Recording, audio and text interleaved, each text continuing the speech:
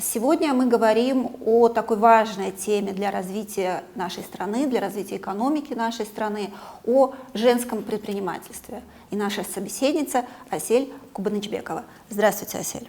Добрый день, Наталья. Вы основательница общественного объединения «Фонд развития предпринимательства среди женщин». Да, все верно. И еще вы работаете в международной организации. Да, я последние 2,5 года руководила региональной программой ВЭЙЧ по поддержке женского делового сообщества стран Центральной Азии для развития женского предпринимательства в Центре международного частного предпринимательства САИП. Асель, на ваш взгляд, чем-то принципиально отличается женское предпринимательство от мужского и вообще в целом от предпринимательства без деления на пол, на гендер? Угу. Мне кажется, это очень частый вопрос, когда мы говорим о женском предпринимательстве, либо о женщинах в целом. Но на самом деле, мне кажется, это вопрос без ответа, потому что, то есть сам смысл вопроса, да, мне кажется, коренной вопрос состоит в том, что людям интересно, почему мы говорим о женском предпринимательстве, почему мы должны это отдельно выделять. И, в целом, если говорить женское предпринимательство, оно может быть таким же, как и мужской, и любой другой вид предпринимательской деятельности. Но почему мы отдельно про это проговариваем? Потому что сегодня, к сожалению, во всем мире, так и в Кыргызстане, положение женщин, оно неравное, да, то есть неравные возможности, хотя и есть огромный экономический потенциал, который мы не реализовали. И там самый простой, к примеру, да, в Кыргызстане сегодня, вот буквально мы в субботу встречались, женщины от 24 до 35 лет показывают, что только 53% из них заняты, да, являются частью рабочей силы. Но и там остальная часть, она не работает, хотя это не так. И там у нас очень мало показателей женщин в бизнесе. И это ведет к тому, что значит, что-то там у нас идет не так, что женщины не могут полноценно заниматься предпринимательской деятельностью. Раз, то есть их мало. Во-вторых, если посмотреть, каким видом бизнеса занимаются, то чаще всего это женщины, когда мы говорим женщины в бизнесе, это микробизнес, да? То есть они представляют такое. Хотя женщины могли бы быть и в крупном бизнесе, и в среднем бизнесе, они могли быть инвесторами, но что-то им не дает эту возможность. Ту же статистику на Садкома, если взять, что большая часть женщин, они являются индивидуальными предпринимателями. То есть в среднем, в крупном их почти нет. И если смотреть в целом также в каких секторах экономики они вовлечены, да, как предпринимательство, то чаще всего, к сожалению, обратно же, это низкомаржинальные сектора экономики. То есть столько затраченное время они могли бы зарабатывать 10 раз больше, но так не получается. Это тоже вопрос обратно ведет к тому, что что-то идет не так. И тогда мы говорим, женское предпринимательство, во-первых, важно, потому что много было исследований, обсуждений, эксперты, и вот Всемирный банк тоже говорит, у них была публикация, что если бы женщины полноценно, да, участвовали в экономической деятельности, то есть в разных видах экономической деятельности, то ВВП стран увеличился бы несколько раз. Представляете, это какой мощный рост экономики мог бы быть, и насколько качество жизни улучшилось бы нас и так далее. И это мы понимаем, что это важно. И мы также понимаем, что что-то идет не так, раз женщины не могут полноценно заниматься экономической деятельностью. И в чем же проблема? И поэтому мы говорим, давайте тогда посмотрим отдельно на женщин в бизнесе, чем они занимаются, какие у них вызовы, как эти вызовы мы можем решить, и как мы можем им помочь заниматься любым видом экономической деятельности, которая будет высокомаржинальной, перспективной, безопасной, и той, которая на самом деле является очень конкурентоспособной не только на рынке, да, национальном, но и на международных рынках. Это, вы знаете, очень быстро, коротко попробовала рассказать. И мне кажется, тут еще вопрос того, что, наверное, затрону этот момент, касается нашего восприятия образа женщины. То есть, когда мы говорим «женщина», или давайте скажем, когда мы говорим предприниматель, да, бизнесмен, мы очень редко представляем женщину. А когда мы говорим крупный бизнес, тоже очень редко представляем женщину. И тогда, наверное, наступил момент признания, что женщины могут быть в бизнесе, и женщины могут быть очень успешны, и они могут создавать такие продукты и услуги для рынка, которые просто, меняют этот рынок, в раз в 10, наверное, лучше, чем он есть сейчас. И это нам надо признавать.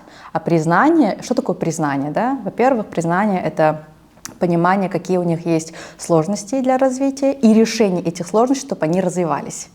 Раз, это такой момент. Второй момент признания – это показать другим молодым девушкам, девочкам, что они тоже могут заниматься таким видом предпринимательской деятельности, и это означает, что мы даем как бы возможности всем. Асель, для нашей встречи есть вполне понятный информационный повод. Сейчас обсуждается включение в законодательство термина «женское предпринимательство». Как это изменит, как это поможет женщинам?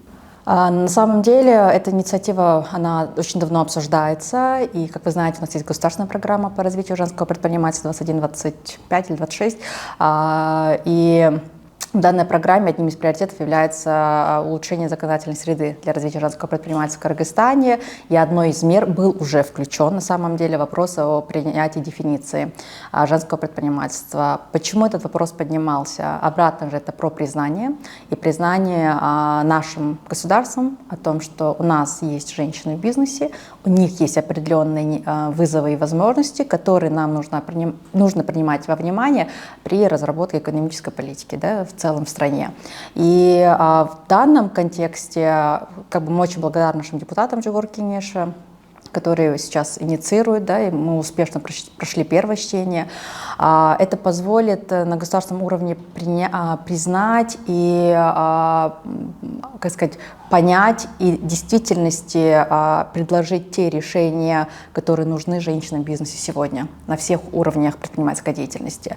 Это раз. А второе, я просто на примере госпрограммы приведу. Госпрограмма была принята, мы как бы были очень рады, и есть ряд мер, которые успешно реализуются, но не в той полноценной мере, как нам хотелось бы, потому что, как мы знаем, к сожалению, государственного бюджета не было выделено для реализации такой программы. А представьте, если бы это было бы выделено. Возможно, сейчас была бы уже совсем другая среда для бизнеса женщин в Кыргызстане. Поэтому это и про признание, это про выделение ресурсов, это про принятие решений, и это про конкретные результаты, которые приводят к улучшению деловой среды для женщин. А что конкретно называется женским предпринимательством? Дефиниций очень много, и когда мы тоже искали, мы обратились к нашим соседям. Действительно, на самом деле, это обсуждение идет сейчас и в соседних странах, но результат уже есть в Азербайджане. Когда вот я реализовывала программу по развитию женского делового сообщества Центральной Азии, параллельно данная программа была и в Азербайджане. И у них эта дефиниция была принята, у них прям целые стандарты, по стандартам, да, разработаны. Это огромный документ, очень много детализации, кто такая женщина-предпринимательница. Да? Но в контексте Кыргызстана мы изучили опыт и приняли для себя очень простой, очень понятный на данном этапе формулировку. Первое, это что это юридическое зарегистрированное лицо, которое ведет предпринимательскую деятельность, во главе стоит женщина, да, управляет. И второй критерий был, что более 51% пакетов, да, там, либо же долей этого бизнеса владеет женщина. Вот. Ну, мы пока на этом остановились, но на самом деле есть очень много других аспектов, которые, возможно, мы чуть позже обсудим или возьмем во внимание. В самом начале вы говорили о цифрах, да, что вот женщина от 24 до 35 лет, 53%. То из возрастной категории женщин от 24 до 35 лет, это самая такая активная, да, трудовательница, в этом возрасте, оказывается, в Кыргызстане в этой возрастной категории только 53% из них занимаются, как бы, заняты, да? То есть в принципе работают? Да, в принципе работают. Неважно, там в своем бизнесе или в найме? Да, а в бизнесе еще меньше. Вот, точную цифру забыла, возможно, потом с вами могу поделиться, но это и опубликовано на Статкоме, достаточно очень низкий процент. При этом у мужчин эта цифра приближается... Выше, около 71%. Но это уже не в этой возрастной категории, а в целом. А есть ли исследования на тему того, что, может быть, женщина и не хочет? Это, знаете, вот на самом деле, что такое, то есть, когда мы говорим о женщинах, да, создание для них более равных возможностей, это про свободу выбора. Это не про то, что когда мы говорим про женское предпринимательство, каждая женщина в Кыргызстане должна заниматься бизнесом, да? Нет, это совсем... Или идти просто на работу. Или работать. Да. Нет, это совсем не про это. Это про свободу и про экономическую свободу, да, и про свободу выбора. То есть, если я как вот молодая девушка, там, женщина в Кыргызстане, там, любого возраста, да, там, любым бэкграундом, там, любое образование у меня, я хочу там заниматься бизнесом, там, в сфере там, не знаю, здравоохранения, либо в сфере транспорта, логистики, у меня на это есть равные возможности. Я могу уверенно туда идти. Либо, может быть, я хочу идти работать в госслужбу, в частную компанию, там, в неправительственный сектор и так далее. Тоже есть свобода выбора, и нету барьеров, связанных с тем, что я женщина. А, к сожалению, эти барьеры есть на сегодняшний день. Или про то, что, может быть, в действительности я не хочу работать, я не хочу заниматься предпринимательской деятельностью, я хочу быть дома, и на это у меня есть как бы свои финансовые накопления, возможности, которые могу это себе позволить. То есть это про свободу выбора. Кстати, о свободе выбора, Асель. Когда молодая советская власть решала похожие проблемы, она начала с того, что для того, чтобы женщина имела возможность пойти на работу, она создала условия для детей. Да. Потому что сейчас у женщины есть выбор, да, вот, то есть она, может быть, и хотела бы пойти на работу, но ей не с кем оставить ребенка. И между двумя этими выборами она делает выбор в пользу ребенка, как при... Вы совершенно правы. Вот свобода выбора, это когда, ну, как бы, мне кажется, это про то, что тебе это у тебя это не вынужденный выбор, это выбор по желанию. И вы совершенно правильно отметили, что такого рода есть барьеры, которые удерживают женщин, возможно, может, она супер крутой предприниматель там, в сфере технологий, да, но у нее нет таких возможностей, чтобы это реализовать. А какие барьеры? Вот, пример, вы сказали, насколько сегодня есть услуги по уходу за детьми. И на самом деле, вот тут хочу отметить, наверное, будет очень много комментариев, обсуждений, это не выбор между ребенком и бизнесом. Да, вот у нас не должно быть такой ситуации, что я выбираю между семьей либо работой. Нет, в здоровом обществе у нас должны быть условия, что мы можем заниматься и быть там, где мы хотим. Да? И вот тут на самом деле наше общество, мне кажется, созрело, есть ресурсы и возможности, чтобы мы эти проблемы решали. И вот уход за детьми, вы совершенно правы. Просто хочу отметить, что это не только про Кыргызстан, это про весь мир. У Всемирного банка, я их обожаю, у них вот есть отчет, они делают публикации «Женщины, бизнес и право». И они делают, кажется, ежегодный, измеряют, да, вот насколько деловая и правовая среда, она благоприятна для женщин заниматься бизнесом в разных странах мира. Они охват были 90 стран мира, кажется. И раньше у них было всего 8 индикаторов. Но в прошлом году они, кажется, добавили 2 новых индикатора, которые вот тоже касаются того, насколько деловая среда, она благоприятна для женщин. Это безопасность и уход за детьми. То есть в действительности сегодня нужно эти услуги создавать. И если мой ребенок может пойти в детский сад, там, не знаю, дошкольное образовательное учреждение, где безопасно, где хорошо кормят, да, где занимаются, где дают образовательные развивающие программы, да, я спокойно, то я могу заниматься, да, там, своей предпринимательской деятельностью, возможно, зарабатывать настолько, что могу поддерживать этот бизнес. И при этом и ребенок будет развиваться в обществе и получать необходимые услуги для того, чтобы потом уже себя реализовать. Мысль так очень быстро пришла. У нас сейчас идет обсуждение программ развития 2030 Кыргызстана, да, и как раз поднимали вопрос, что дети, которые растут в нездоровой семье, дети, которые страдают от насилия, да, либо дети, которые не имеют доступа к качественному образованию и так далее, потом им очень сложно реализовать себя на рынке труда. То есть и это приводит к тому, что у нас нет квалифицированной рабочей силы. А это еще приводит к тому, что бизнесу сложно найти дотационных работников или государства. А это приводит к тому, что очень мало бизнес зарабатывает. Круг. Да, и меньше взносов в бюджет государства, недостаток бюджета государства обратно приводит. Видите, насколько это все взаимосвязано. И вы совершенно правы, мы должны создавать условия, чтобы у каждой женщины, у каждой девочки в этой стране была возможность реализовать себя. Мы с вами уже говорили о том, что создана программа о поддержке 22-26, то есть она уже реализуется 22, 23, 24, 23 год. Да. Какие успехи в рамках этой программы достигнуты на сегодня? Ну, во-первых, сама программа для нас была большим достижением, что за весь период независимости нашей страны вот появилась отдельная государственная программа, которая отдельно предпринимает меры для создания условий и возможностей женщин в Кыргызстане. И были определены 4 приоритетных направления. Первое, то, что я уже отметила, законодательное регулирование. Второе, это, к сожалению, остается до сих пор большой проблемой. И я рада, что это было приоритизировано и принято, это доступ к информации, к образованию в бизнесе. Третье, это вопрос очень болезненный для многих, это доступ к финансированию. И четвертое – это поддержка женских бизнес-ассоциаций, деловых сообществ.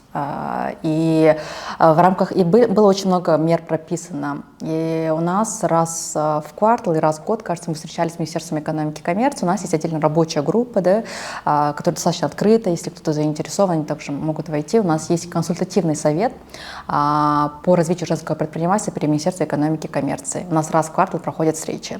В рамках данной встречи мы как раз с министерством встречаемся, то есть ответственны не только Министерство экономики и коммерции, но и все другие профильные министерства по тому, насколько у нас идет прогресс. И буквально, мне кажется, недели 3-4 назад у нас была встреча, где мы услышали очень много хороших результатов, да, сделанных, но при этом есть вопросы, которые еще до сих пор не достигнуты. Но из хороших я, наверное, могу отметить, что сейчас Национальный банк Кыргызской Республики и Национальный статистический комитет начали отдельно собирать данные по выдаче кредитов. Именно разделение, сколько женщин получают кредиты, в каком объеме они получают и на что получают.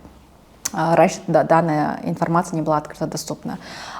Из других, мне кажется, это вопрос вот по дефиниции, то, что он уже инициирован, мы прошли первое чтение, потом по доступу к информации, к образованию, пока результата как такового нету, но уже идет процесс. Министерство экономики и коммерции совместно с женскими бизнес-сообществами идет обсуждение создания единой платформы, где женщина может получить информацию касательно всего, что необходимо для предпринимательской деятельности в Кыргызстане, в том числе про специальные программы поддержки предпринимателей. Потому что, я очень простой пример приведу. Мы в 2022 году, кажется, или 2021 ездили по всем регионам Кыргызстана, вот женские деловое сообщество, Министерство экономики и коммерции, и как бы встречались с женщинами, чтобы узнать, вот как в целом обстоят дела, какие вопросы должны быть приоритизированы. И вы знаете, вот женщины в регионах очень часто говорят: слушайте, говорят, а мы про это не знали, или мы узнаем самые последние, или до нас эта информация не доходит. Просто элементарно на уровне информации они не узнают о возможности, упущенная, да, возможность получить какие-то специальное финансирование там, с низкими процентами, либо беспроцентное финансирование. Поэтому мы сказали, что сегодня идет активная цифровизация, благо у нас есть доступ к интернету большей части Кыргызстана, создавать электронную платформу, где эта информация должна быть доступна для каждого человека. И вот этот барьер снижать, да? Вот. Действительно, то, что женщины меньше задействованы в бизнесе, в целом в экономике, это общемировая тенденция. И даже в прошлом году Нобелевскую премию дали за исследования в этой области.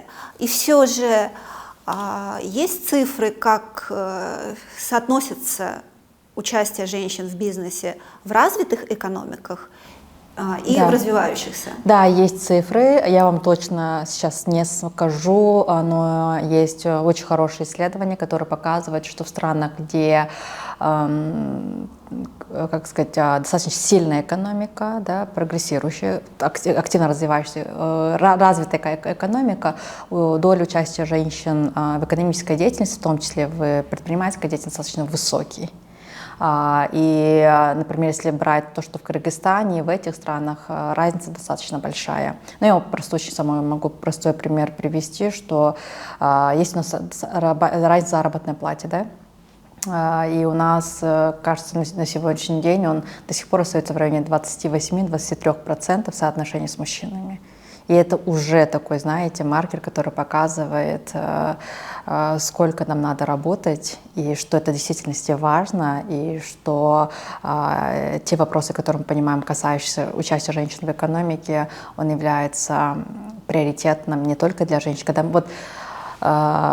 мы говорим про женское предпринимательство, многие думают, вот про это должны говорить женщины, сами женщины. И это потому что это касается только их, это только в их интересах. Но на самом деле это не так. Да? То есть женское предпринимательство — это про всех нас. Почему?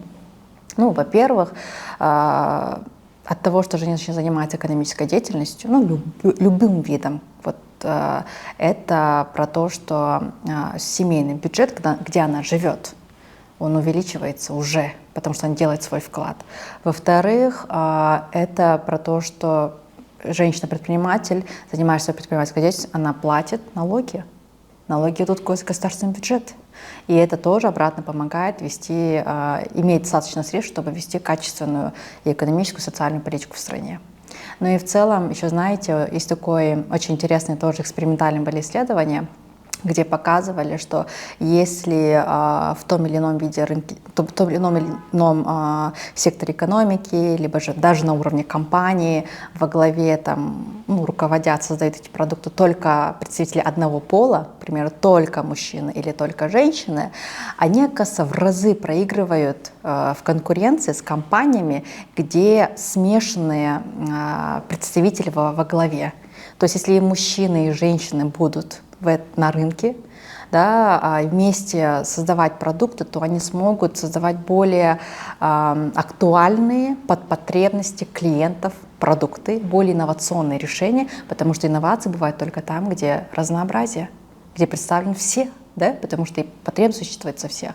Ну и мне кажется, в том числе это ведет к тому, что качество жизни будет улучшаться всех.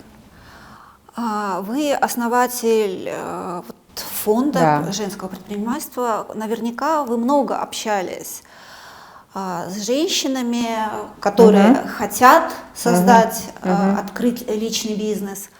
Насколько велики амбиции? Или, может быть, действительно вот, создать свой бизнес, который будет кормить одну маленькую семью? Ну, смотрите, откуда появилась открытие идеи в данной организации, да? Такая небольшая предыстория, наверное. Я была сама социальным предпринимателем, тоже такой интересный вид предпринимательской деятельности. И на тот момент я очень была обеспокоена вопросом материнской смертности в Кыргызстане.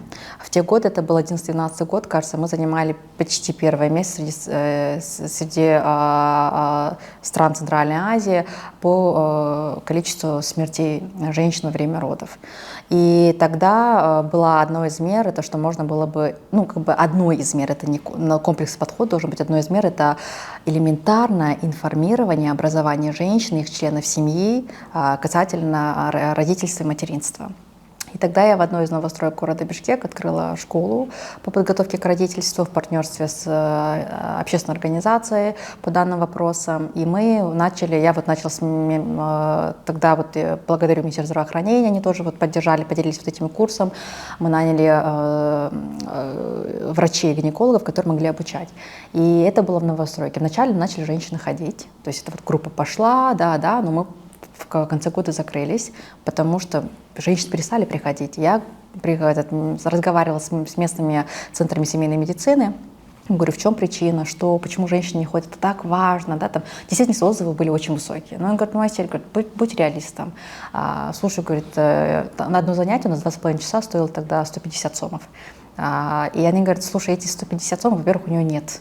То есть женщина, которая беременная, да, либо женщины, которые внутренние мигрантки, чаще всего, они полностью экономически зависимы от своих членов семьи, либо от мужа, либо от родственников мужа. У них ее своих денег нет, раз. Во-вторых, если она даже пойдет работать, и вот тут обратно поднимается вопрос, я так быстро вернусь, я же говорила, 25, 34, 53% показывают, что активно, да, на самом деле их больше. Очень много женщин работает, но они все в неформальной экономике. Они не защищены, они не видны, и они, конечно, зарабатывают в разы меньше, потому что это неформально, то есть они не трудоустроены официально. И она подрабатывает где-то. Может быть, заработать 300-500 сомов. Из них тебе 30% она не готова платить, потому что у нее дома голодные дети, ей нужно покупать продукты, и вот на это она будет приоритизировать. Ну и в-третьих, говорит, слушай, это не только про образование, говорит, даже элементарно на базовые лекарства, которые необходимы во время беременности, у нее нет денег. И у нас общество, оно никогда, то есть пока, к сожалению, не приоритизировало здоровье женщины как ценность. То есть мы все рожали, и ты родишь, да? Вот. И вот это, и все. Вот я тогда поняла, слушай, ну так вопрос в деньгах. Нужно женщинам создавать возможности, чтобы она могла быть экономически свободной, чтобы она могла зарабатывать. И зарабатывать не так, что там, на черной работе, там, очень маленькие деньги в день, под страхом она завтра останется или не останется, там еще с последствиями, да, другими. Иметь достойный труд в стране, где она живет. Зарабатывать столько, что ей хватает на безопасную жизнь, зарабатывать столько, что у нее есть свобода выбора, чем заниматься, где работать, что делать, сколько детей, да, там воспитывать, как ее дети будут развиваться, и так далее, да, там путешествовать, не путешествовать и так далее. Вот. Ну и плюс заниматься бизнесом не ради выживания, да, а заниматься бизнесом, который будет в действительности улучшать качество ее жизни, что она растет из микро до крупного бизнеса, который у нас не происходит. Все женщины остаются на уровне микро, и на то есть причины, да. И обратно возвращаясь к вашему вопросу, и тогда я сказала, окей, давайте тогда работать, давать экономическую возможность. Мы открыли фонд, потому что на тот момент была уже организация, которая работала с уже действующими женщинами в бизнесе. А вот таких, те, кто, вот вы сказали, кто хотят, но не знают как, не было, да, вот фокусно работающие. И мы объединились, мы открылись, мы назвались АИМ Баштайт. She Starts, что такое АИМ Баштайт, что женщина начинает. И экономическая деятельность — это не только про деньги. Экономическая деятельность — это про все. И то, что все в твоей жизни начинает меняться в лучшую сторону. И мы запустили проект, и мы думали, вот мы будем работать с категорией женщин, которые не знают, как начать бизнес, которые хотят. Но вы знаете, мы через год поменяли свой подход. Но я скажу, количество женщин, которые хотят заниматься бизнесом, огромное количество. На то есть причина. Вот вы же сказали, не все же хотят заниматься бизнесом, да, потому что ты дома хочешь сидеть. У нас женщины на самом деле, они везде работают, но вот рынок не может предложить им достойный труд. То есть и тогда они начинают искать возможности, как лучше и заработать, чтобы иметь безопасную жизнь в стране и в мире. И тогда предпринимательство как одной из возможностей быстрого роста. Да? И таких женщин очень много во всех регионах, и в Бишкеке, и везде, разных возрастов, разных бэкграундов и так далее. Но мы поняли, что помощь нужна тем женщинам, которыми тоже никто не работает, к сожалению, которые открыли бизнес под весь свой страх, риск, вложили деньги, нашли, но первые 3 года, чтобы ей остаться на плаву. Очень большое количество, ну это в целом, да, предпринимательстве, которые первый год, первые 3 года умирают. Ну, бизнес просто не получается. А у женщин особенности еще больше сложностей, потому что, ну, я просто на примере одной женщины могу рассказать. Когда женщина начинает бизнес, во-первых, очень важно, как бы ты разговариваешь со своими близкими, со своей семьей, да, вот идешь на такой большой риск. И чаще всего она сталкивается с неподдержкой, отсутствием поддержки, потому что общество, оно, я же говорила, не видит в образе предпринимателя успешного женщину. И все думают, что это будет очень фейл, да? И они хотят, ну, не надо идти, зачем? Так, давай на стабильной работе, там, ну, или дома, да, там, зачем рисковать? То есть отсутствие поддержки, когда нет веры в поддержку, ты идешь под такой риск, это очень сложно. Второе — это время. У нас женщина, ну, обратно же, да, тоже на Садком показывает, почти 4,5 часа неоплачиваемого домашнего труда. То есть ей нужно успеть все, а потом заниматься бизнесом. Это тоже, и у нас, кстати, женщины, кажется, в 2 раза чаще, чем мужчины в Кыргызстане закрывают бизнес, просто тоже нехватка времени. В-третьих, это бизнес-грамотность, финансовая и бизнес-грамотность. Финансовая грамотность достаточно низкая в стране, да, а про бизнес-грамотность как бы и то, да. А куда ей идти учиться? Вот, где получить образование? Это тоже вопрос. И тогда мы начали говорить, давайте давать бизнес-образование, и давайте это бесплатно сейчас. Потому что, да, есть курсы, я очень рада, что они появляются, но не все женщины это могут себе позволить. Особенно женщины наши, которые с регионов сейчас приезжают в город находить, да, возможности. Ну и в-четвертых, доступ к финансам. Когда начинаешь бизнес, это нужен стартовый капитал. И у меня тоже был опыт личного такого мелкого предпринимательства. Очень сложно найти свой первый капитал. Вот откуда эти деньги взять, накопить там и так далее. И тут самое, наверное, одно из больших сложностей, с которым женщина Казахстана не может найти деньги. А никто ей взаймы не даст тоже. Да? А в банке нужно залоговое имущество предоставлять, и бизнес-план писать. И получается, и тут она уже как бы в сложности, и так далее. То есть таких вот сложностей очень много. И мы тогда сказали, давайте вот этой категории женщин помогать. Сейчас надо и с той категорией мы работаем, но и с этой категорией мы больше. Потому что чем больше женщин будет развиваться, тем больше веры, что среда будет меняться для той категории женщин, которые хотят начать бизнес. Но вы знаете, очень важно, чтобы, ну, конечно, в идеальном обществе, мы не говорим отдельно про женское предпринимательство, про мужское предпринимательство, как бы в идеальном обществе, в идеальных условиях мы понимаем, что у всех есть равные возможности на все, и на предпринимательскую деятельность. А сегодня и сейчас, к сожалению, это не так. И поэтому мы предпринимаем такие меры, что говорим, есть половина населения, которая имеет огромный экономический потенциал, который является налогоплательщиком, да, и делает огромный вклад в бюджет, и они могли бы еще, не знаю, раз 100, раз 1000 делать более, не знаю, эффективную, да, экономическую деятельность, которая приносит, как вы помните, выгоду не только для женщин, для всех нас, мы не делаем. И давайте мы решим их проблемы, давайте мы просто выровняем их положение, и у них эти возможности появятся. И качество жизни в стране будет улучшаться у всех. И это не новое придуманное, это вот в тех странах, где в действительности развита экономика, качество жизни высокое, там эти условия уже есть. И ближайший шаг, который мы должны сделать вот на пути вот к этому идеальному миру, это все-таки сейчас ввести понятие женского предпринимательства в свое законодательство. Однозначно, потому что я скажу еще, когда мы обращались в Международные финансовые институты, когда мы разговаривали с целым такими, да, финансовыми институтами, говорили, давайте создадим специальные линии финансирования бизнеса женщин, да, там, и так далее, и так далее. Они сказали, ну, вы нам скажите, а кто такие женщины-предприниматели? Вот как нам их признавать, да? Ну, бизнес, он по себе, там, он разный. Это раз. Второе, это если у нас будет дефиниция женского предпринимательства, я уверена, нашему правительству будет тоже легче принимать решения в интересах женщин в бизнесе, потому что они будут четко понимать, кто они. Плюс это приводит к тому, что возможно, принятие дефиниции женского предпринимательства позволит еще ускорить и увеличить объем сбора данных по женщинам-предпринимателям в Кыргызстане, которые позволят принимать точечные, актуальные, своевременные решения и менять, да, вот среду. А то мы должны перестать уже просто говорить. Очень все быстро меняется. И в мире все быстро меняется. И нужны вот эти быстрые решения. Но они должны быть точные. Вот. Ну и, конечно, в-четвертых, мне кажется, ну, очень много своих таких последствий, но понимание, что это женское предпринимательство, это не повестка только женских бизнес-сообществ. Это не только повестка там, Минсоцразвития, которая отвечает за гендерную повестку в Кыргызстане, или только Министерство экономики. Да? Женское предпринимательство — это повестка каждого и всех наших министерств, всех организаций, и каждого, и мужчин, и женщин, и пожилых, и молодых. Это должно быть на наших устах. Если мы хотим в действительности устойчивую экономику, процветающую экономику, инклюзивную экономику, экономику, которая в интересах нас, те, кто мы создаем и мы развиваем его.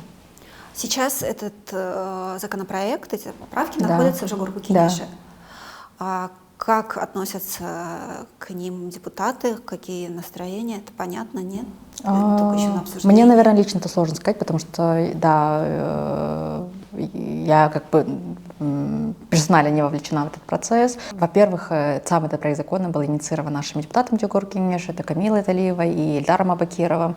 Я уверена, что многие депутаты поддержат данную инициативу. В действительности, потому что сегодня есть цифры, сегодня есть показатели, и сегодня есть огромный пул женщин в бизнесе, которые об этом говорят. И вы знаете, очень интересная тенденция, когда вот в 2011-2012 годах у нас была только одна женская бизнес-ассоциация. То есть одно такое, и то, какая общественная организация, да, были. На сегодня я знаю как минимум 5 из них. То есть количество таких сообществ увеличивается. И это говорит, что сегодня мы, когда говорим о развитии экономической повестки в стране, да, или говорим в целом о развитии страны, то за столом также должны быть женщины в бизнесе, которые помогут, подскажут и знают, как развивать и что делать для женщин в бизнесе, в целом для бизнеса в нашей стране. Я вот, если позволите, недавно выступала на одной из конференций по обзору Пекин плюс 30, региональной обзорной встречи стран Европы, Центральной Азии было. И если вы знаете, в 1995 году, это уже 30 лет назад, в Пекине была встреча всех стран-членов ООН, да, где они вот как раз обсуждали, а как нам достигнуть гендерное равенство. И было принято очень много вопросов на повестку, где одним из ключевых является решение экономических прав, возможностей женщин. И вот на этой встрече, 30-й уже год, мы делали обзор, я также выступала, и барьеров до сих пор остается очень много. Но мы приоритизировали 3 во время моей пленарной сессии. Самый первый — это был вопрос безопасности. Когда мы говорим про женское право, мы обратно к этому возвращаемся. И самый простой вот пример, почему мы об этом говорили, у нас очень много женщин в торговле. И на самом деле паритет у нас такой равный создан именно в сфере торговли. И вы знаете, очень много, вот, они переходят границы и так далее. И, к сожалению, оказывается, много женщин сталкиваются с различными видами насилия, да, в том числе sexual harassment. Да. И это у нас там нету ни камер, ни света. В основном это сотрудники пограничной службы, это мужчины, да, и так далее. И женщинам приходится либо уходить с бизнеса, чтобы просто быть в безопасности. Да, это, представляете, какая ситуация. Второе, либо нанимать мужчину, партнера, который будет решать эти вопросы. Ну, и у нас, и там второй вопрос был связан с вопросом данными. Если мы не видим женщин, как мы можем про них что-то говорить и решать, и делать для них что-то, да? Ну и третий вопрос, без нас не для нас. Да, что женщины также должны быть частью процесса принятия решений. И также у нас должны быть женщины в руководящих лидерских позициях. И я была очень рада, на нашей пленарной сессии выступала из стран Центральной Азии замминистра финансов Узбекистана. И мне кажется, это тоже показатель. Сейчас Узбекистан очень хороший, такие активные, делают реформы в интересах женщин в бизнесе. И даже вот рейтинг, который опубликовал Всемирный банк «Женщины в бизнесе и право», из всех стран Центральной Азии самый большой прогресс у Узбекистана за последние несколько лет. И у них очень много своих программ, которые они запускают. И мне кажется, нам следует тоже задуматься об этих вещах. Вот. Ну и в целом, я бы, наверное, призвала бы каждого человека, у которого в семье есть женщина или девочка, которая хочет заниматься бизнесом, поддержать их. Не то, чтобы поддержать, а не мешать. Не удерживать ее от ее желания заниматься бизнесом. А все мы остальные должны создать такую среду, чтобы у людей не было сомнений, что женщина не может заниматься бизнесом. Асель, и давайте в конце резюмируем, чего нам, обществу в целом, и каждому отдельности, каких изменений ожидать в случае развития достаточными темпами. Понятное дело, что нельзя сразу достичь идеального общества женского предпринимательства. К каким изменениям это приведет? Я могу, например, начать с того, что обратно отмечала, и это не мое мнение, это мнение экспертов, которые делают оценку и так далее. Они говорят, что ВВП страны увеличится в несколько разов. То есть у Кыргызстана мы можем очень легко увеличить наш ВВП, раз. Во-вторых, у нас количество безработных и в трудовой миграции может уменьшиться. Вы знаете, да, что в последние годы у нас идет активная феминизация трудовой миграции в Кыргызстане. И значит, надо создавать рабочие места для женщин. Либо женщины могут сами создавать эти рабочие места, не только для себя, да, но и для других. То есть, в-третьих, я думаю, то, что я уже говорила, диверсификация рынка. Наш рынок, он может создать, возможно, такие продукты и услуги, когда у нас не только мужчины, да, но и женщины будут в этом бизнесе. Да, и вместе в кооперации, в координации они могут, возможно, создавать такие продукты и услуги для мира, которые будут инновационны, которые будут под потребности большинства членов общества. И в действительности мы можем увидеть компании топовые не только внутри страны, да, но и на региональных, и на мировых масштабах. И я очень надеюсь, что у нас будет количество увеличиваться, женщин-инвесторов. Ну и в целом, я думаю, обратное же увеличение поступления в бюджет страны. представьте, вот какое количество женщин сегодня работает в неформальной экономике, это значит, что они не платят налоги, да? Либо то количество женщин, которые там зарабатывают 100 тысяч сомов, не знаю, в месяц или там в год. Если она заниматься успешной предпринимательской деятельностью, где среда эти условия ей создает, то она может зарабатывать несколько миллиардов. И представьте, сколько от нуля, какая сумма может поступать в бюджет нашей страны. А этот бюджет позволит нашему правительству делать такие реформы и такую социальную, экономическую политику, которая позволит нашей стране действительно улучшать качество жизни людей, чтобы те люди, которые живут в нашей стране, были счастливы, жили в безопасности, были в процветании, могли действительно реализовывать все свои потребности и возможности. Вот тут буквально хочу обратно добавить. Недавно была встреча, и были эксперты, которые рассказывали, что у нас есть возможность только до 2030 года выстроить так экономику, чтобы потом у нас был плавный такой рост, потому что идет сейчас, у нас население достаточно молодое, но с 2030 года у нас пойдет спад. У нас будет больше пожилых, чем молодых.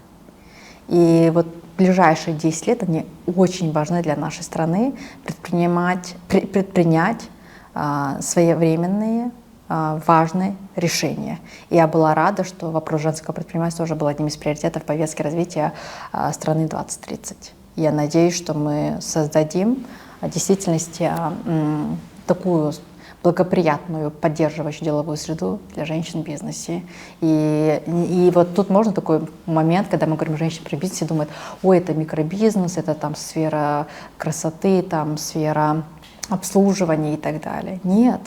Сегодня очень много возможностей в мире, и мы тоже в Кыргызстане это можем сделать, что женщины могут быть в любом секторе экономики, где она чувствует, что она может быть лучшей, и создать тот продукт, услугу, который может приносить миллиардные ей доходы. И доходы в том числе для этой страны, в которой мы будем заниматься этим бизнесом. Спасибо большое. Будем надеяться, что в нашем законодательстве появятся соответствующие изменения, которые в свою очередь приведут к положительным изменениям в экономике и в нашем обществе в целом. Спасибо большое, что были с нами. Мы говорили о женском предпринимательстве. С нами была Асель Кубанычбекова. Спасибо вам, Асель. Благодарю. Спасибо вам. До свидания.